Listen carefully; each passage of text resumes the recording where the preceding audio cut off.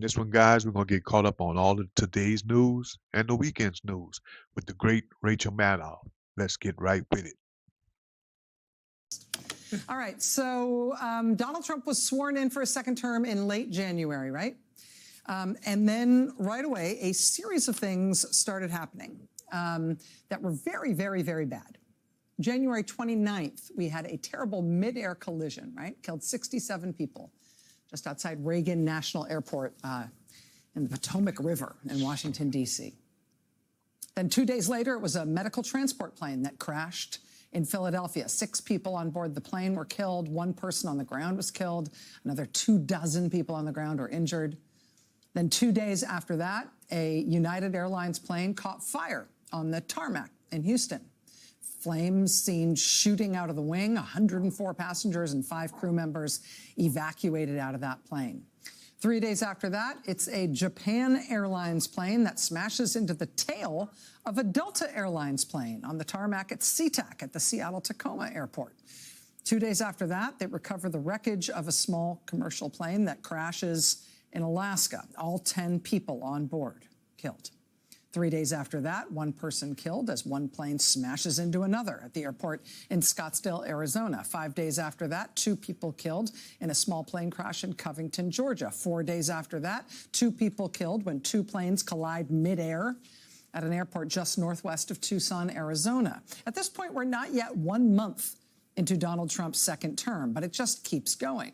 February 24th, a Delta flight from Atlanta is forced to turn around and have an emergency evacuation after the cabin fills up with some kind of smoke. 1 day later, it's an American Airlines flight that is forced to abort its landing at, once again, Reagan National Airport in Washington, D.C., in order to avoid colliding with another plane. 4 days after that, it's a FedEx plane that lands at Newark Airport with an engine on fire. Over the next 2 weeks, there are 15 more people killed in 9 more air crashes, including one alongside a Nashville highway that kills 3 children. Then we get a Delta Airlines flight smacking its wing into the runway while it's landing at LaGuardia Airport in New York City. Then back again at Reagan National Airport in Washington. A Delta passenger plane is preparing to take off, and a military jet is preparing to land, and both of those aircraft receive emergency last-second instructions to divert in order to prevent yet another collision. Then it's a flight from Florida to Newark. It has to divert to Washington Dulles after a fire in the cabin. A week later, there are 6 members of Congress on board an American Airlines plane that clips the wing of another American Airlines plane at, once again, Reagan National Airport in Washington, D.C. That same day, a helicopter crashes into the Hudson River in New York City, killing 6 people, including 3 children. Over the next 10 days, 21 more people are killed in 7 more plane crashes. April 22nd, that thing you think never happens in real life, happens on the tarmac at Orlando Airport. Passengers have to evacuate down the slides, just like they show you in the emergency procedures thing that the flight attendants do. They have to evacuate down the slides as their Delta flight catches fire in Orlando. And I could keep going. I'm not including all of them because we'd be here all night. But perhaps you saw this weekend that, again, 2 passenger planes were forced to abort their landings at the very last second to avoid a collision with a U.S. Army Black Hawk helicopter, again, at, once again, Reagan National Airport in Washington, D.C. The head of the FAA, the head of the Federal Aviation Administration, is a job that is not supposed to turn over with every new president.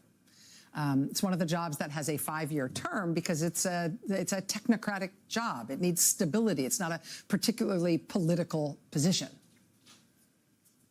Except, now, before the election in September, Donald Trump's top campaign donor, Elon Musk, demanded publicly that the FAA administrator must resign. He needs to resign. At that point, the FAA administrator was only about a year into his 5-year term. There had been no major U.S. plane crashes in years and years and years.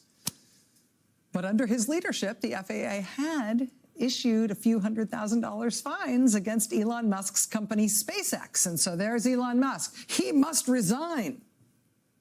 He must resign. A few weeks later, thanks in part to Elon Musk providing the largest political donation in the history of the United States, Elon Musk's candidate gets elected president, and that FAA administrator who Elon Musk had publicly hunted, he sees the writing on the wall and he resigns. And the new president, Donald Trump, doesn't even bother to name a replacement. He hasn't even bothered to put an acting official in the job of running the Federal Aviation Administration until after that mid-air collision over the Potomac. He has, however, picked the husband of one of his favorite Fox News hosts, a guy who was once a contestant on The Real World on MTV, a guy with no aviation or transportation experience whatsoever. He has picked him to be his Secretary of Transportation, a man who has never run anything large. And, you know, nothing against MTV at all, but it is possible this guy is in slightly over his head. He at least seems quite freaked out by the gravity of his job. We have an aging infrastructure around air traffic control. And so if we don't build a brand new system, there's going to be failures and people will lose their lives. People will lose their lives, says man with no experience at all who Donald Trump has put in charge of aviation safety in America. Transportation Secretary Sean Duffy said that at a cabinet meeting last week. He said that at a cabinet meeting last week, and it was alarming. It sparked a bunch of headlines, freaks people out when the Secretary of Transportation says, people are going to die. When the guy says like that on camera at a cabinet meeting, people worry. But we now know that when he said that at that cabinet meeting on Wednesday, something really terrifying had just happened that he must have known about when he said that. But the Transportation Department at that point had not said anything about it publicly. Well, here's what we now know. That cabinet meeting where he said people are going to die, right, when he made that comment that freaked everybody out, that cabinet meeting was Wednesday last week. Something had happened on Monday of last week that we now know the details of. And you might have seen some of the news around this. You might have seen some headlines over the past few days about things being really snarled at the Newark airport in New Jersey. Hundreds of flights canceled, hundreds of flights delayed. And this isn't like a widespread thing, even though Newark is really close to at least 3 other major airports in New York and Philadelphia. Why is Newark Airport alone having hundreds of flights scratched and hundreds of flights delayed every day? In fact, we are 8 days in now to Newark having hundreds of flights canceled, hundreds of flights delayed every single day. 8 straight days of this, what's going on? And some of this is even worse and weirder. It's not just delays and cancellations. The biggest commercial airline at Newark Airport is United. United just ended 35 of its round-trip flights in and out of Newark. Those aren't just like canceled for a day or delayed for a day. United has announced they will no longer fly those round trips at all. What's going on? Well, something has just happened at Newark Airport.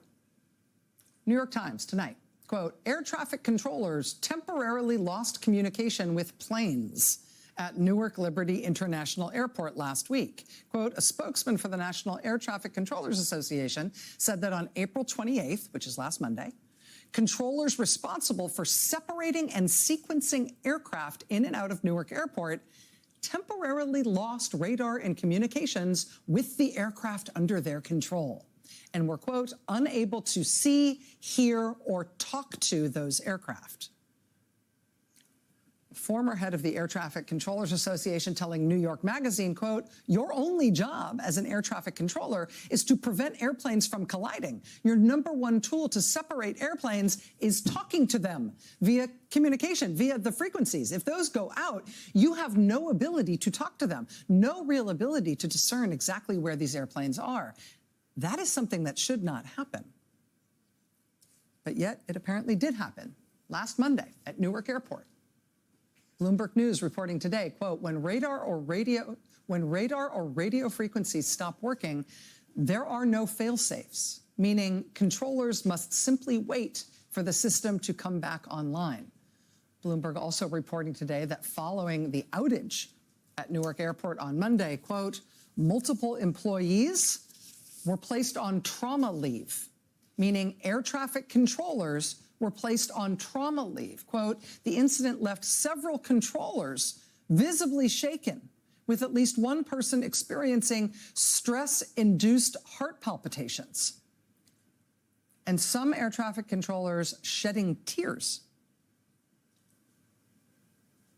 after this incident on Monday. NBC News reporter Tom Costello reporting this weekend that one air traffic controller who handles Newark Airport airspace told him, quote, it is not a safe situation for the flying public, and, quote, don't fly into Newark. Avoid Newark at all costs.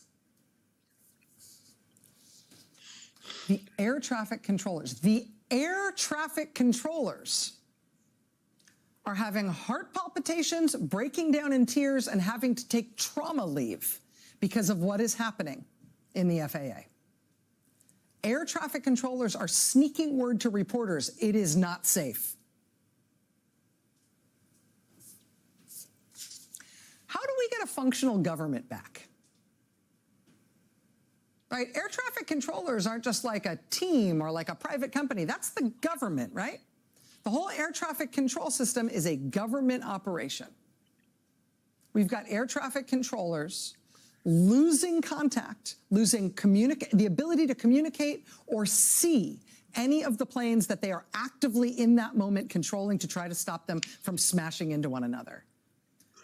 Just waiting until the systems come back up and hoping those planes have not hit each other while the systems were down, having no way of knowing.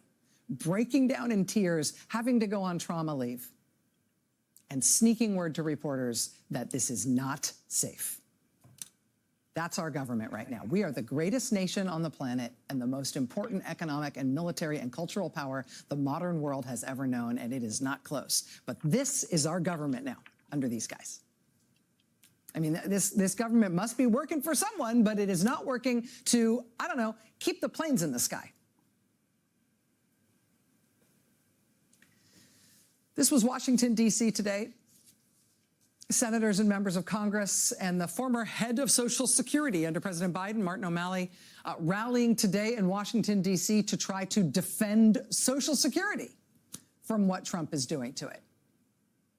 Specifically, these members of Congress and these senators today rallying to try to stop the confirmation tomorrow of Trump's nominee of a Doge guy to run Social Security.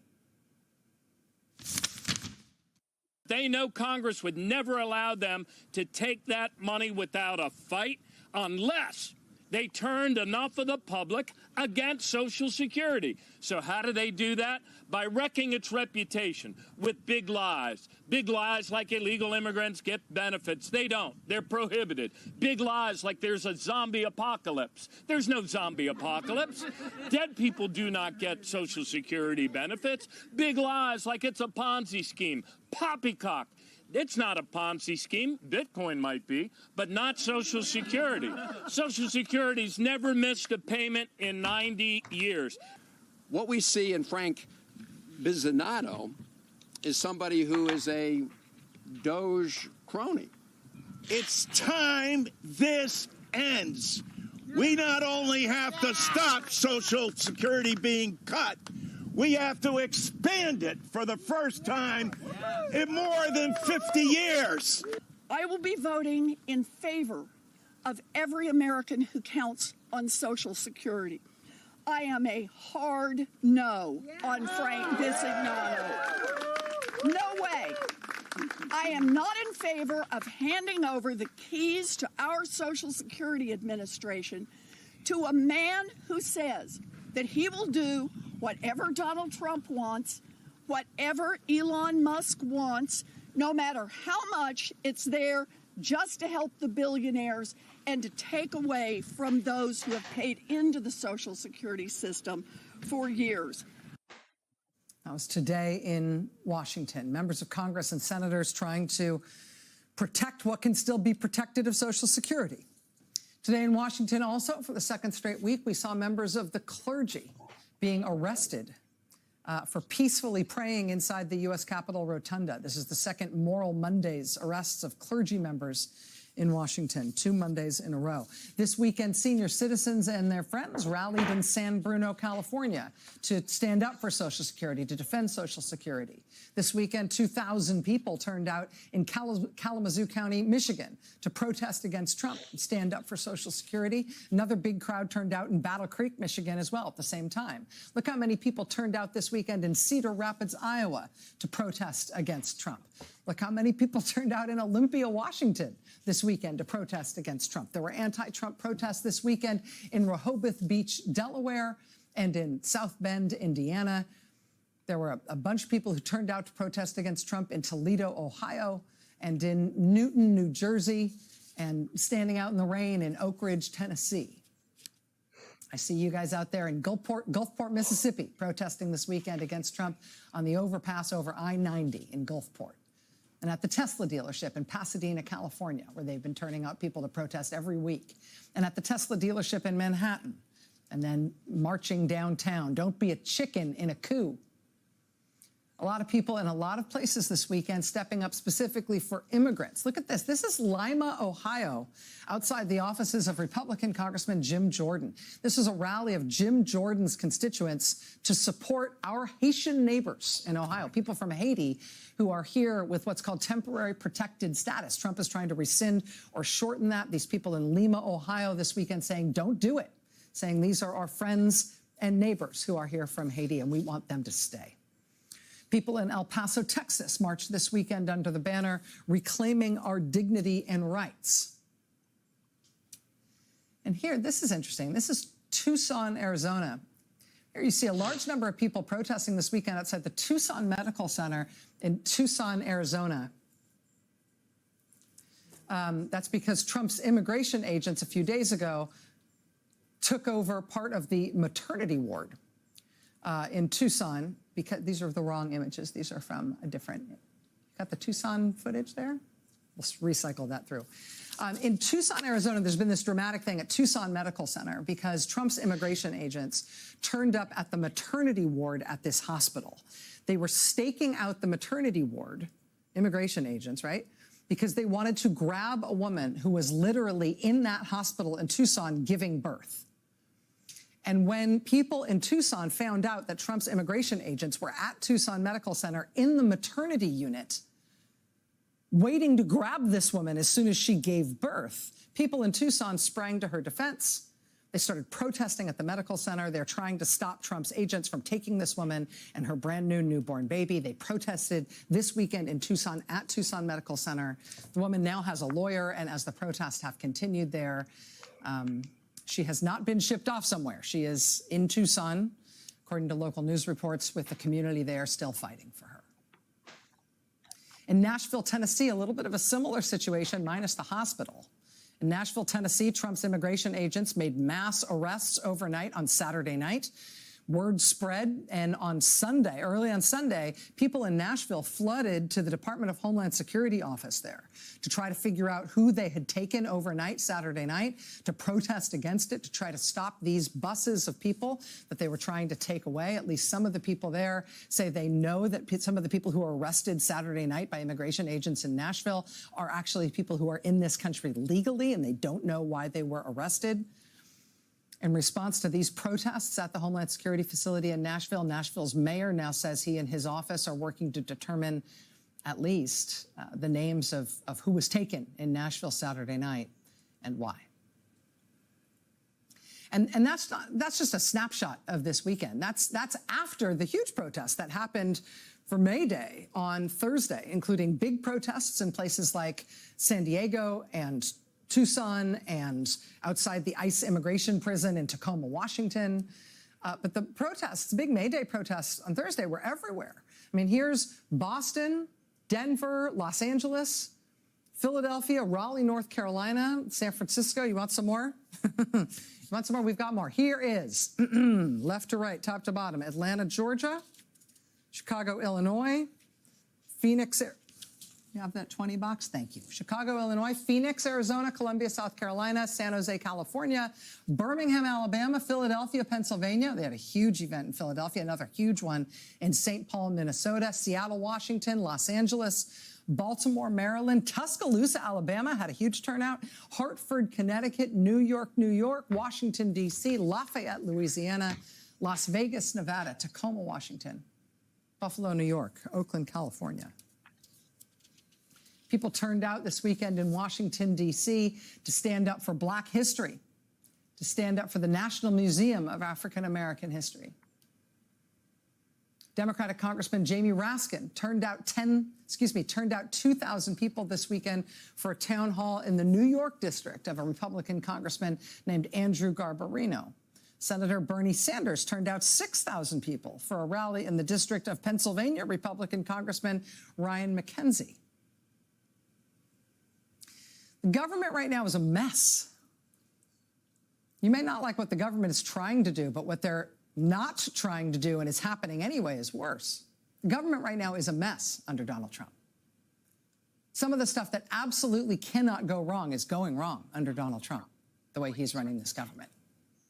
Government is a mess, but the people are busy pushing back and busy trying to fix it. The pushback has apparently caused Trump to give up on his plan of closing Head Start programs all around the country. The pushback against Trump eliminating Head Start was apparently too much for him to bear. So now the Trump administration says that it is rescinding its cuts to Head Start. Republican members of Congress are also now realizing that they better start pushing back on Trump's plan to kill AmeriCorps. Who's against AmeriCorps? Trump is getting pushback on that now from Republicans in Congress, including Jack Bergman of Michigan and Don Bacon of Nebraska, Brian Fitzpatrick of Pennsylvania, and at least 3 Republican U.S. senators, Lisa Murkowski of Alaska, Bill Cassidy of Louisiana, and Susan Collins of Maine. You're also starting to see Republican members of Congress push back now on the Trump cuts to LIHEAP. LIHEAP is the program that pays for people's home heating oil. Why would you want to get rid of that? Republicans, including Susan Collins of Maine and Mike Lawler of New York, now pushing back on Trump about his cuts to LIHEAP after their own constituents pushed hard on them because of it. People push back on these things. Republican senators and members of Congress can't defend what Trump is doing. And so then they start to push back against Trump on it as well. And then Trump caves. That's what we've learned over the 100 days. That's the system. It's not a great system, but it's a system. It's not like also an air traffic control system, which apparently we don't have anymore, thanks to Trump. But the system of pushing back and organizing and protesting and demanding a change in course, demanding that this thing get rerouted. That system is up and running. It is apparently pretty well oiled. It's working well, and we've got a lot more to say about that tonight. Stay with us.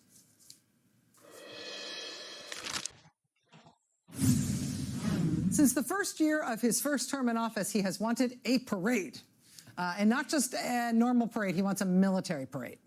After Trump in his first term saw a military parade in France for Bastille Day, he said he wanted to top that. He said he wanted something bigger than that, something more like the gigantic Death Star military parades held by countries like China and Russia and North Korea. Specifically, Trump wanted tanks. He wanted tanks upon tanks rolling down the boulevards of Washington, D.C. The issue with tanks, though, is that they weigh a ton.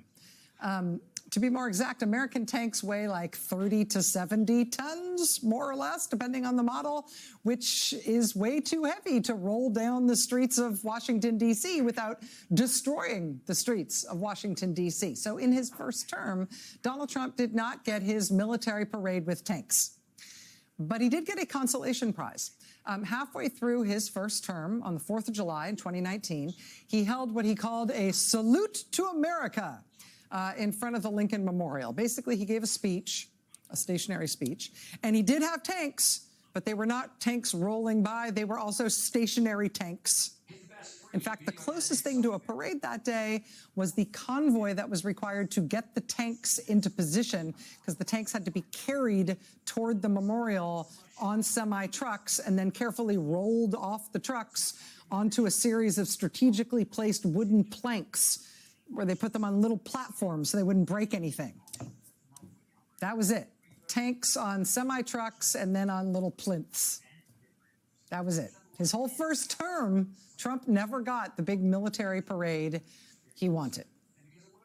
Now, of course, he's trying again.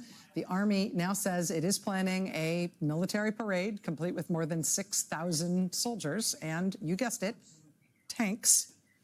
It is still unclear if those tanks will be rolling or stationary or on the back of semi-trucks, maybe, but the whole spectacle is set for the 250th anniversary of the founding of the U.S. Army, which also happens to be the president's own birthday, June 14th. And if that news makes you want to be somewhere, anywhere else, take heart.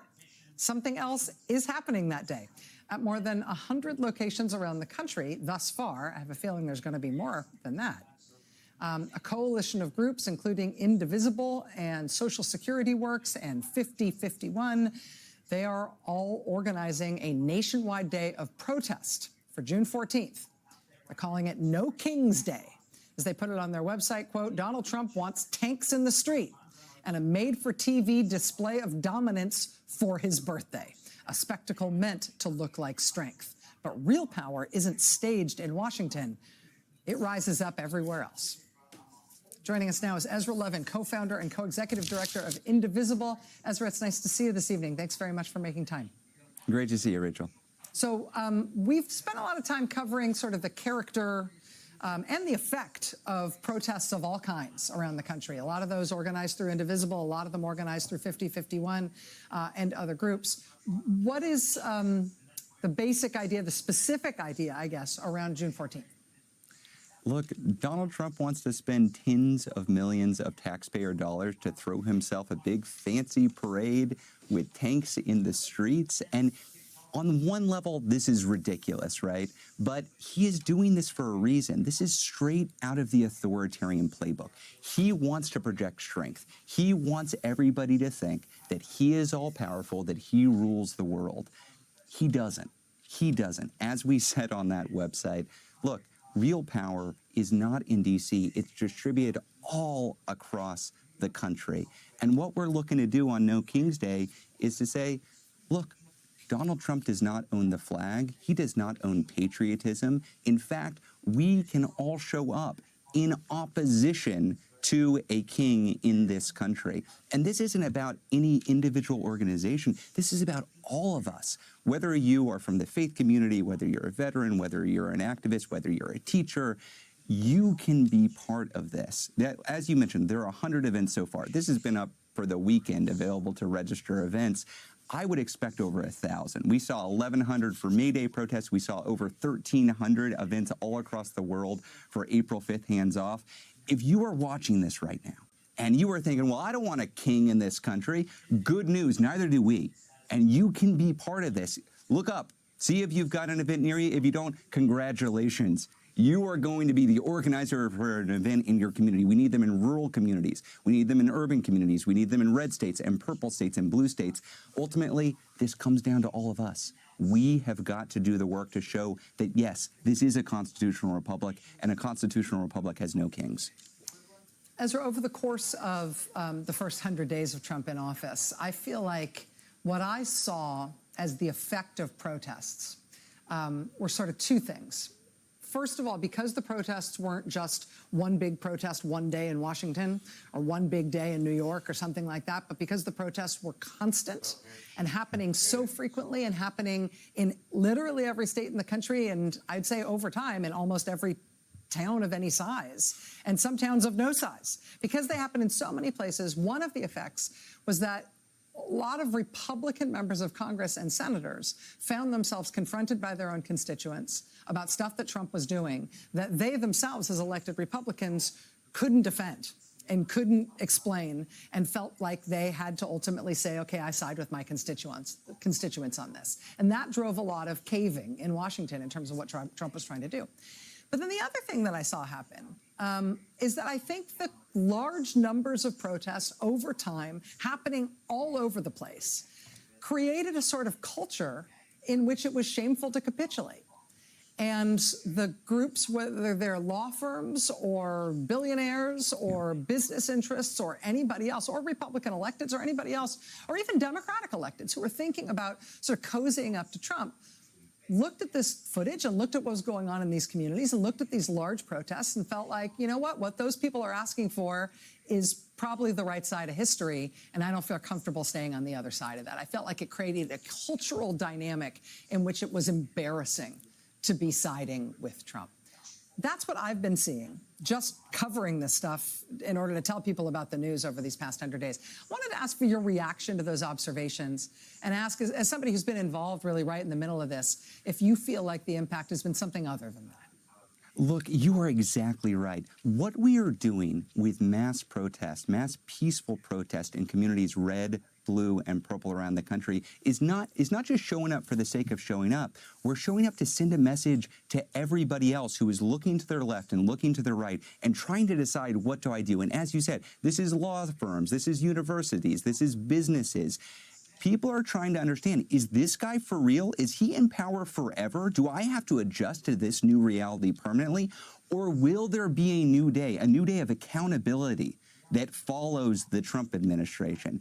And by showing up en masse repeatedly, month after month, week after week, day after day, in many cases, what we are doing is sending a very strong signal to those businesses, those universities, those law firms that, oh, I can't actually just cover myself today or next week because this guy's going to be out soon. He's an unpopular, lame duck president, and there is going to be a future post-Trump era, and I'm still going to be a law firm. I'm still going to be a business. I'm still going to be a university. I'm going to have to contend with my actions today. So the smart move stops being, I'm going to cover myself today, and it becomes, I've got to think about what comes next. That's right. We all should be thinking about that all the time in terms of it, explaining ourselves to ourselves in the mirror and to future generations about what we did in this moment. Ezra Levin, co-founder and co-executive director of Indivisible. Mr. Levin, thank you for your time tonight. I appreciate you being here. Thank you, Rachel. All right, more news ahead tonight. Stay with us.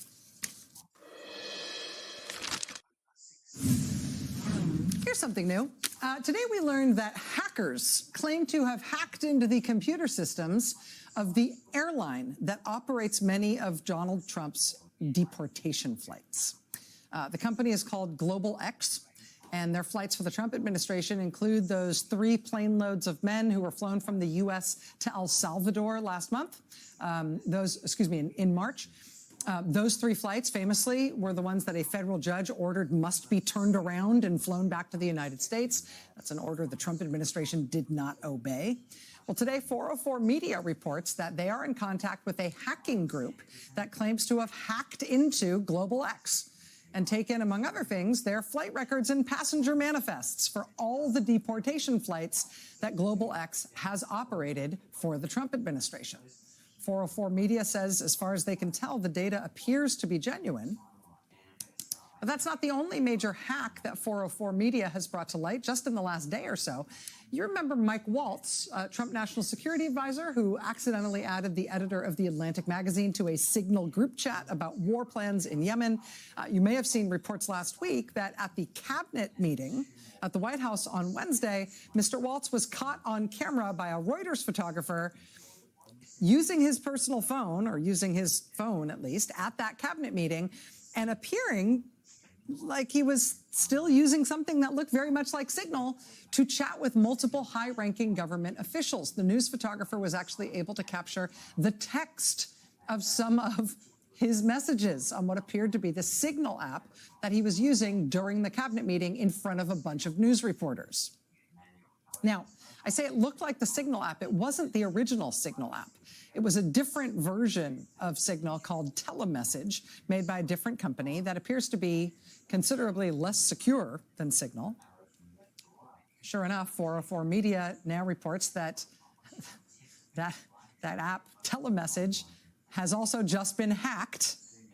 NBC News, meanwhile, was contacted by a different, entirely separate hacker who also claims to have hacked this Telemessage app. Telemessage has now suspended its operations, which is going to be so inconvenient for the whole Trump administration national security apparatus that was apparently using it amongst themselves. So that's all going well.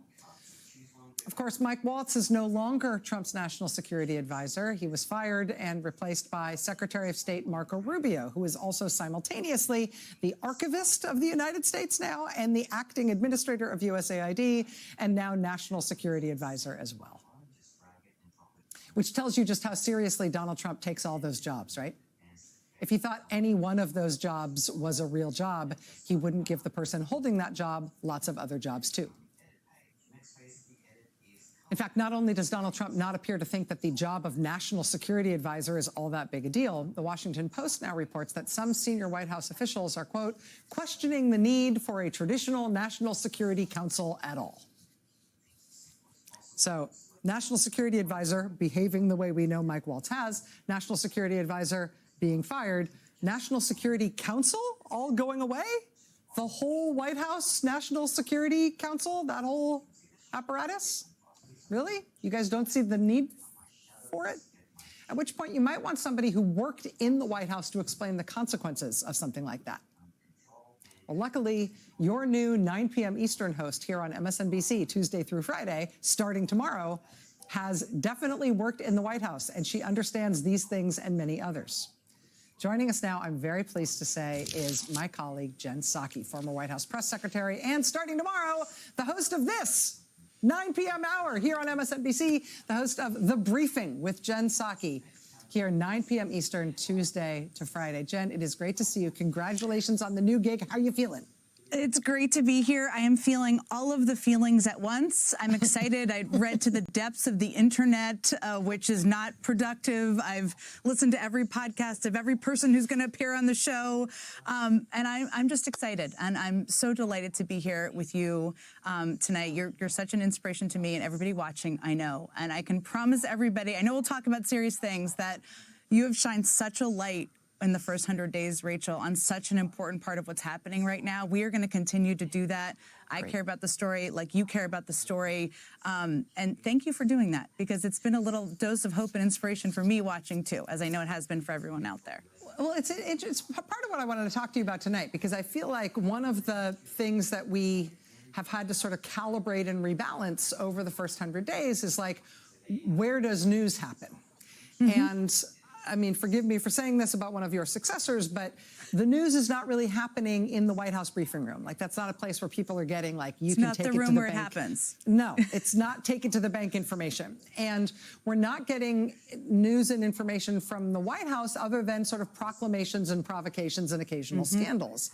A lot of what we're learning about in terms of the most important stuff in the government is happening not just in Washington, but not on the coasts and not on the interstate. It's where the destruction of the government meets the American people. It's the messed up Social Security field office. It is the VA office where people can't get their medical appointments done with any sort of privacy. It's the Social Security checks running late. It's the Head Start offices closing. It's Meals on Wheels being shut down.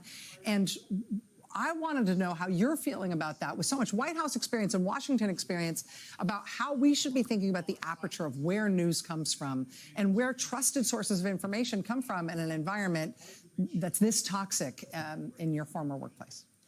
Well, I've learned a couple things from you and a number of other people who've done this for a long time. And one is you can't cover every single story every night. And so I'm not going to attempt to do that. But I think we've also learned a lot about what Donald Trump tries to do. He tries to flood the zone, but he also tries to wave the shiny ball. I don't even know if that's the right analogy, but just take in the last 24 hours. I mean, he announced he wants to reopen Alcatraz. The prompting and what motivated that, here we are. At the same time, to your point, and just to keep with your theme of Social Security, what we need to be reading the fine print on, I know you are and I will be, is what he is doing to the Social Security system and administration. It's cutting offices. He's also trying to gain access to people's private information and personal data. And so I think it's incumbent upon us to not follow the shiny ball. You always say, don't let him jerk your chain, I think is what you say, but not follow the things he's trying to get us to pay attention to and to dig deeper into the things that he maybe doesn't want us to talk about. And Social Security and what he's doing to that is one of them. But every day you have to make choices and decisions. As you well know, I know you've been making them hard ones many days. Yeah. Jen Psaki, the new show is called The Briefing with Jen Psaki. It premieres tomorrow night at 9 p.m. Eastern. Attendance is mandatory for everybody watching right now. Jen, as I understand it, your first guest is going to be former Transportation Secretary and varsity Democratic Party communicator, former presidential candidate Pete Buttigieg. I'm definitely not going to miss that. So excited for you, my friend. Congratulations. Thank you. Thank you so much for being here tonight, and good luck tomorrow. Thank you so much. Thank you. Appreciate it. Great being with you. We'll be right back.